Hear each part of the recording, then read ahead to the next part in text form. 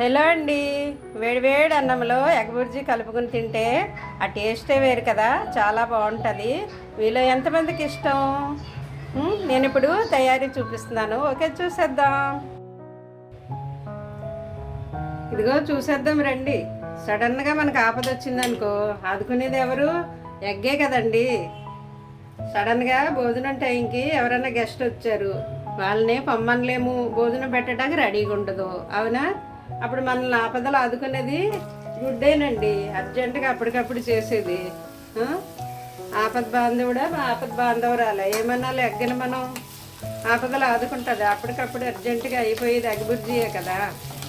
తొందరగా ఎవరన్నా వచ్చినప్పుడు అర్జెంటుగా అయిపోయేది, కూర ఏమి లేనప్పుడు, చుట్టాలు వచ్చినప్పుడు. నేను ఉదయం పప్పు టమాటా వండానండి. సడన్గా అనుకోకుండా ఎవరో భోజనానికి వచ్చారు, మరి ఇంకా తప్పదు కదా, భోజనం పెట్టాలి, భోజనం టైంకి వస్తే. అందుకని అర్జెంటుగా అయిపోయి మన ఎగ్ బుర్జీ చేస్తున్నాను. ఓకేనా?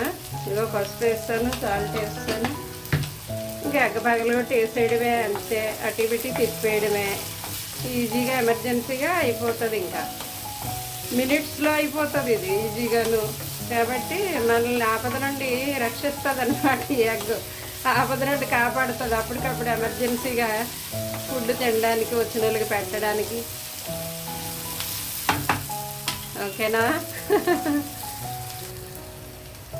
ఇదిగో ఉల్లిపాయలు వేగిపోయాయి, కారం వేస్తున్నాను, పచ్చిమిర్చి వేసాను నేను ఆల్రెడీ. అయినా ఎగ్గలో కొంచెం స్పైసీగా ఉంటే బాగుంటుంది కదా, కొంచెం కారం కారంగా హాట్గా బాగుంటుంది. అందుకని 1/2 టీ స్పూన్ వేసేసాను. ఆకలి టైం అండి, ఆకలేమో కేకలేస్తుంది అన్నం తినమని. కడుపు బంధువు వస్తే మరి అలాగ పెట్టకుండా తినలేము, పెడదామంటే సరిపోదు. కాబట్టి మనకి ఆపద బాంధవురాలే. నేను స్త్రీలింగ ఇస్తాను దీనికి, ఎందుకంటే పెట్టే కదా గుడ్లు పెడుతుంది, అందుకు. కాబట్టి ఆపద బాంధవురాలు ఇదే కదా, ఎగ్ మనల్ని ఆదుకునేది. ఆపద వచ్చినప్పుడు సమయానికి అర్జెంటుగా అయిపోవాలంటే ఇదే కదా మనల్ని కాపాడేది. సో ఆపద బాంధవరాలు. ఇలా ఈ విధంగా మనం అర్జెంటుగా ఎగ్ బుర్జీ చేసుకొని తినేయడమే, వచ్చిన వాళ్ళకి పెట్టేయడమే. చాలా ఈజీ ప్రాసెస్ కదా. ఓకేనా? లాస్ట్లో ఫైనల్ టచ్ కొత్తిమీర ఇవ్వాల్సిందే, గ్యారంటీ. అది ఇస్తేనే కదా ఆ లుక్, ఆ టేస్ట్ అంత బాగుండేది.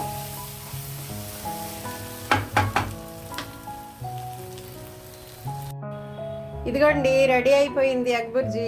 వేడివేడి అన్నంలో ఎగ్ బుర్జీ కలుపుకుని తింటే మరి ఉంటుంది, చాలా యమ్మీగా ఉంటుంది కదా. ఓకే, తినేసి ఎంజాయ్ చేస్తాను.